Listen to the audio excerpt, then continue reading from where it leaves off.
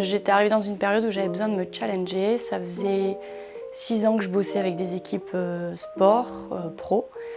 Et j'étais arrivée à un point où je commençais un peu à tourner en rond. Et l'approche d'Étienne un peu globale m'a attirée pour justement aller chercher des choses que je ne connaissais pas forcément ou en tout cas essayer de performer un peu plus.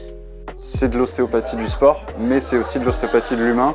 Et ça, Étienne le remet souvent au centre. Puis en fait, au fil de l'année, on apprend à se connaître les uns les autres et ça soude le groupe. Il y a une vraie synergie qui s'installe entre tout le monde. D'avoir une attention sur l'horizon, pareil, va décupler un peu nos sensations et les réactions du corps. Mon quotidien est rempli de cas cliniques intéressants, de challenges, et c'est le cas aussi des gens qui viennent à la formation. Et l'idée, c'est de créer une sorte d'intelligence collective pour permettre de faire avancer chaque individu qui constitue le groupe.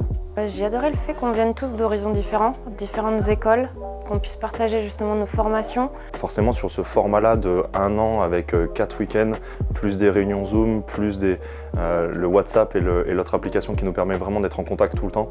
On était connectés sur une plateforme en ligne où Étienne nous balançait des cas cliniques ou des vidéos qui nous permettaient de réfléchir sur à la fois ce qu'on avait fait pendant les séminaires, mais aussi sur d'autres choses pour encore pousser les concepts plus loin.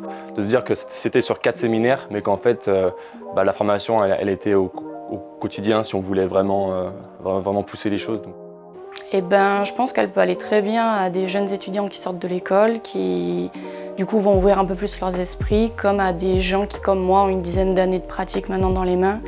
Et des gens qui sont intéressés et qui ont envie d'aller chercher plus loin. Pour moi, ceux qui doivent se tourner vers cette formation, c'est ceux qui ont déjà un esprit à peu près ouvert. Et le but, c'est de parler vraiment de choses larges. On parle d'ostéopathie beaucoup, évidemment, mais aussi de sociologie, d'éthique, de communication, choses dont on ne parle pas beaucoup ailleurs.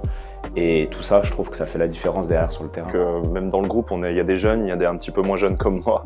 Et vraiment, je dirais que c'est chacun qui a envie de profiter, de développer leur instinct de sportif ou même de consulter pour du sportif. Allez-y, franchement, c'est top.